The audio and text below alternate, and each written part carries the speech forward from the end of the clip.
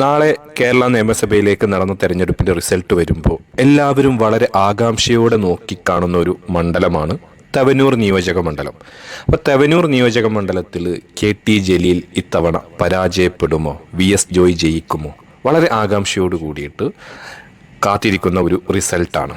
അപ്പോൾ ഈ ഒരു വീഡിയോയിലൂടെ ഞാൻ പറയുന്നത് തവനൂർ നിയോജക മണ്ഡലത്തിലെ ഓരോ പഞ്ചായത്തിൻ്റെ അടിസ്ഥാനത്തിൽ നമുക്കൊന്ന് ജസ്റ്റ് ഒന്ന് വിശകലനം ചെയ്ത് നോക്കാം. എന്താണ് UDFൻ്റെ പ്രതീക്ഷ, അതുപോലെ LDFൻ്റെ പ്രതീക്ഷ എന്നുള്ളത് കൃത്യമായിട്ടുള്ള കണക്കുകൾ നമുക്കൊന്ന് ചെക്ക് ചെയ്ത് നോക്കാം. അതായത് കഴിഞ്ഞ നിയമസഭാ തെരഞ്ഞെടുപ്പിൽ ഫിറോസ് കുന്നുംപറമ്പിലുമായിട്ട് നടന്ന തെരഞ്ഞെടുപ്പിൽ ഓരോ പഞ്ചായത്തിൽ നിന്നും എത്ര വോട്ട് ലീഡ് കിട്ടി എന്നുള്ളതും ഇത് ഇത്തവണ അതെങ്ങനെ ലഭിക്കാൻ സാധ്യതയുണ്ട് എന്നുമാണ് UDFൻ്റെ പ്രതീക്ഷ, LDFൻ്റെ പ്രതീക്ഷ നമുക്കൊന്ന് ചെക്ക് ചെയ്ത് നോക്കാം.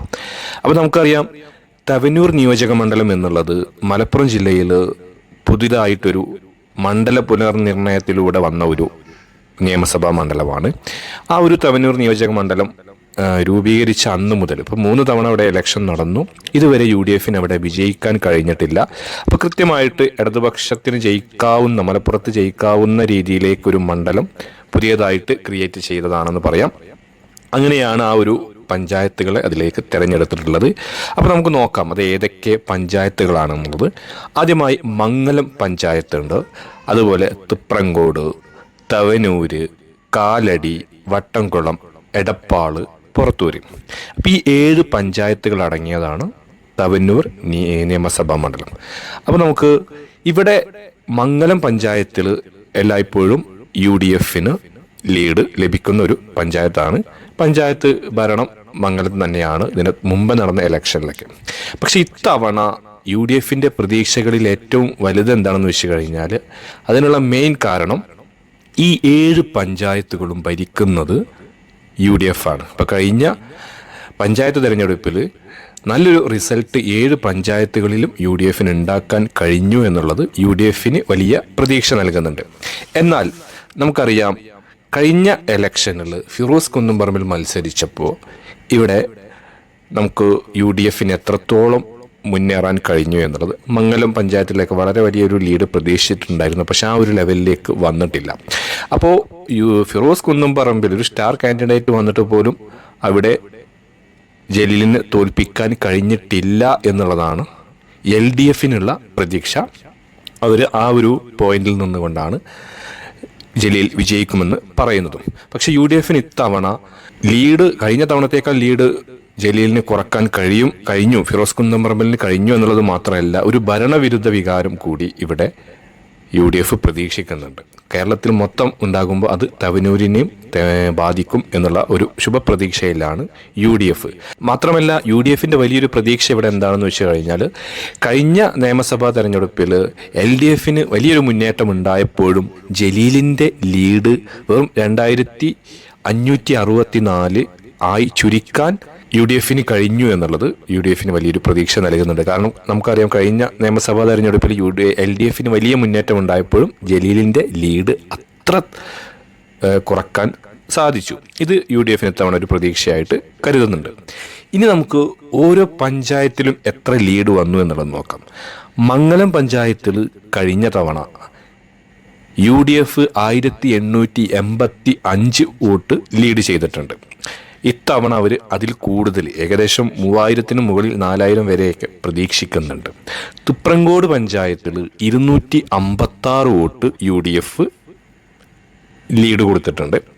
അപ്പോൾ ഈ ഒരു തുപ്രങ്കോട് പഞ്ചായത്തിനെ കുറിച്ച് പറയുമ്പോൾ ഇപ്പോൾ ഒരു ഭരണമാറ്റം വന്നിട്ടുണ്ട്. 10 വർഷക്കാലം LDF ആയിരുന്നു ഭരിച്ചിട്ടുണ്ടായിരുന്നത്. അപ്പോൾ ഒരു ശക്തമായിട്ടുള്ള CPMന് സ്വാധീനമുള്ളൊരു മണ്ഡലമാണ് തുപ്രങ്കോട് പഞ്ചായത്ത് എന്ന് പറയാം. പക്ഷേ ഇത്തവണ ലീഡ് 256 വോട്ടിൽ നിന്ന് കൂടുതൽ UDF പ്രതീക്ഷിക്കുന്നുണ്ട്, 1000 വോട്ടിൽ അധികം എന്നാണ് അറിയുന്നത്. തവനൂർ നിയോജക മണ്ഡലം കഴിഞ്ഞ തവണ 600 വോട്ട് LDF ലീഡ് ചെയ്തിട്ടുണ്ട്. അപ്പം തവനൂരിൽ ഇത്തവണ UDF പറയുന്നത് UDFന് ലീഡ് ലഭിക്കുമെന്നുള്ളതാണ്. എന്നാലും നമുക്കതൊരു ബലാബലം പോലെ കൊടുക്കാവുന്നതാണ്. കാലടി പഞ്ചായത്തിൽ കഴിഞ്ഞ തവണ വലിയൊരു അത്ഭുതം നടന്നിട്ടുണ്ട്. കാരണം UDFന് ലീഡ് വരേണ്ട സ്ഥലത്ത് 189 വോട്ട് LDFനാണ് ലീഡ് വന്നിട്ടുള്ളത്. പൊതുവേ അവിടെ ഒരു കുറച്ച് പ്രാദേശികപരമായിട്ടുള്ളൊരു പ്രശ്നമുണ്ട് എന്നുള്ളത് അവിടെ ആ ഒരു സമയത്ത് പറഞ്ഞിട്ടുണ്ടായിരുന്നു. അപ്പോൾ ആ ഒരു കാരണം കൊണ്ടാണ് LDF ലീഡ് ലഭിച്ചത്. അതെല്ലാം സോൾവ് ചെയ്തിട്ടുണ്ട്. കാലടി UDF വ്യക്തമായിട്ട് സ്വാധീനമുള്ളൊരു മണ്ഡലമാണ്. അപ്പോൾ ഇത്തവണ കാലടി UDF ലീഡ് കൊടുക്കുന്നതാണ്. പിന്നെ അത് മാത്രമല്ല, നമ്മൾ പറഞ്ഞ മംഗലം, തുപ്രങ്കോട്, തവനൂർ, കാലടി ഈ 4 പഞ്ചായത്തും ഇപ്പോൾ ഭരിക്കുന്നത് UDF ആണ്. ഇനി പറയാൻ പോകുന്ന 3 പഞ്ചായത്ത് ഭരിക്കുന്നതും UDF ആണ് എന്നുള്ളത് നിങ്ങൾ ഓർത്തു വെക്കുക. ശേഷം നമുക്ക് പറയാനുള്ളത് വട്ടംകുളമാണ്. വട്ടംകുളം കഴിഞ്ഞ തവണ 319 വോട്ട് LDF ലീഡ് കൊടുത്തിട്ടുണ്ട്. മാത്രമല്ല പിന്നെ പുറത്തൂർ ഇത്തവണ വലിയ മാറ്റം വന്നിട്ടുണ്ട് എന്നുള്ളതാണ് UDF കേന്ദ്രങ്ങളിൽ അറിയാൻ കഴിയുന്നത്. പക്ഷെ അവിടെ കഴിഞ്ഞ തവണ 326 വോട്ട് LDF ലീഡ് നേടിയിട്ടുണ്ട്. ഇനി നമുക്ക് ലാസ്റ്റ് നോക്കാൻ കഴിയുന്ന ഒരു പഞ്ചായത്ത് എടപ്പാളാണ്. ഇവിടെ ഈ ഒരു എടപ്പാൾ പഞ്ചായത്തിൽ നിന്നാണ് ജലീൽ ജയിച്ച് കയറുന്നത്. നിങ്ങൾക്കറിയാം, കഴിഞ്ഞ തവണ ജലീലിൻ്റെ റിസൾട്ട് വരുമ്പോൾ അവസാന നിമിഷം വരെ ഫിറോസ് കുന്നുംപറമ്പിൽ ചെറിയ ലീഡിലായിരുന്നു. അത് മറികടക്കുന്നത് ഈ ഒരു എടപ്പാൾ പഞ്ചായത്തിൻ്റെ ലീഡിലൂടെയാണ്. അപ്പോൾ ഇത്തവണ UDF പ്രതീക്ഷിക്കുന്നത് മംഗലം, തുപ്രങ്കോട് പഞ്ചായത്തുകളിലേക്ക് അത്യാവശ്യം നല്ലൊരു ലീഡ് കൊടുത്തിട്ട്, എല്ലാ പഞ്ചായത്തുകളിലും ലീഡ് വരും, എടപ്പാൾ ഒഴികെ എന്നുള്ളതാണ് UDF പ്രതീക്ഷിക്കുന്നത്. പക്ഷേ മംഗലം, തുപ്രങ്കോട്, കാലടി, പുറത്തൂർ പോലും UDF ലീഡ് ചെയ്യുമെന്നാണ് പറയുന്നതെങ്കിൽ പോലും നല്ലൊരു ലീഡ് കൊടുത്തിട്ട് എടപ്പാളിൽ മാക്സിമം ലീഡ് കുറക്കുക എന്നുള്ളതാണ് UDF ആ ഒരു ലക്ഷ്യം, ആ ഒരു പ്രതീക്ഷ അങ്ങനെയാണ്. പക്ഷേ ഭരണവിരുദ്ധ വികാരമുണ്ടെങ്കിൽ നമുക്കറിയാം എടപ്പാൾ ഒഴികെ ചിലപ്പോൾ ഒരു പക്ഷേ എടപ്പാളിലും വലിയ മാറ്റങ്ങൾ ഉണ്ടായേക്കാം. എല്ലാ പഞ്ചായത്തിലും UDF ലീഡ് പ്രതീക്ഷിക്കുന്നുണ്ട്.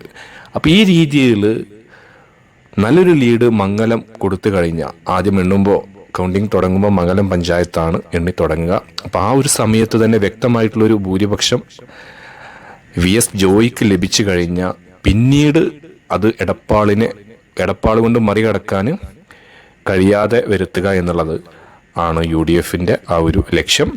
അപ്പോൾ നല്ലൊരു ലീഡ് UDF തുടക്കത്തിലേ ലഭിച്ചു കഴിഞ്ഞാൽ അതൊരു ശുഭപ്രതീക്ഷയാണ്. മറ്റുള്ള പഞ്ചായത്തുകൾ കഴിഞ്ഞ തവണ പോലെയല്ല, UDF മേൽക്കോയ്മ ലഭിച്ച് കഴിഞ്ഞിട്ടുണ്ട്.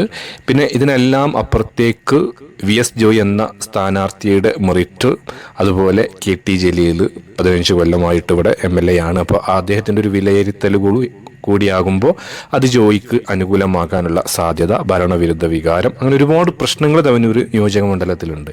അപ്പോൾ പൊതുവെ ഒരു ഭരണവിരുദ്ധ വികാരവും ജലീലിനോടുള്ള എതിർപ്പും, ഇനി മത്സരിക്കാൻ ഞാൻ പൊതുരംഗത്തേക്കില്ല, എനിക്ക് ആരോടും പ്രതിബദ്ധതയില്ല എന്നുള്ള രീതിയിലുള്ള സ്റ്റേറ്റ്മെൻറ്റുകളും, രാഷ്ട്രീയം പൊതുപ്രവർത്തനം നിർത്തുന്നു എന്നുള്ള രീതിയിലുള്ള സംസാരങ്ങളൊക്കെ ഇതിൻ്റെ കൂടെ ചേർത്ത് വായിക്കുമ്പോൾ ജനങ്ങൾക്കും ജലീലിനോടൊരു മടുപ്പുണ്ടായിരിക്കുമെന്നുള്ളതാണ് UDF കണക്ക് കൂട്ടുന്നത്. എന്തായാലും നല്ലൊരു ഭൂരിപക്ഷത്തിൽ VS ജോയ് ജയിക്കും എന്ന് പറയാൻ കാരണം ഈ കാരണങ്ങൾ കൊണ്ട് തന്നെയാണ്. പകരം LDF പ്രതീക്ഷ എന്താണെന്ന് വെച്ച് കഴിഞ്ഞാൽ, ഫിറോസ് കുന്നുംപറമ്പിൽ നിങ്ങൾ ഭയങ്കര സ്റ്റാർ കാൻഡിഡേറ്റിനെ കൊണ്ടുവന്നിട്ട് പോലും നിങ്ങൾക്ക് ജലീലിനെ തോൽപ്പിക്കാൻ കഴിഞ്ഞിട്ടില്ല. അപ്പോൾ ജലീലിന് വ്യക്തമായിട്ടുള്ള ഒരു സ്വാധീനമുള്ള ഒരു ആൾക്കൂട്ടം ഇപ്പോഴും തവനൂർ നിയോജക മണ്ഡലത്തിലുണ്ട് എന്നുള്ള ഒരു ആത്മവിശ്വാസത്തിലാണ് ജലീൽ ഈ ഒരു സമയത്ത് പറയുന്നത്. അപ്പോൾ ആ ഒരു പ്രതീക്ഷയിലാണ് ഇരു മുന്നണികളും മത്സരിക്കുന്നത്. അപ്പോൾ ഇനി കുറച്ച് സമയമേ ഉള്ളൂ, നമുക്ക് നോക്കാം നമ്മൾ എങ്ങനെയാണ് തവനൂരിൽ ഓരോ പഞ്ചായത്തും ഓരോ പൗരനും ഈ ഇലക്ഷനെ നോക്കിക്കണ്ടത്, ആർക്കാണ് അവരുടെ സപ്പോർട്ട് എന്നുള്ളത്. അപ്പം നമുക്ക് കാത്തിരിക്കാം. നാളെ നമുക്ക് വ്യക്തമായിട്ടുള്ള റിസൾട്ട് ലഭിക്കുന്നതാണ്.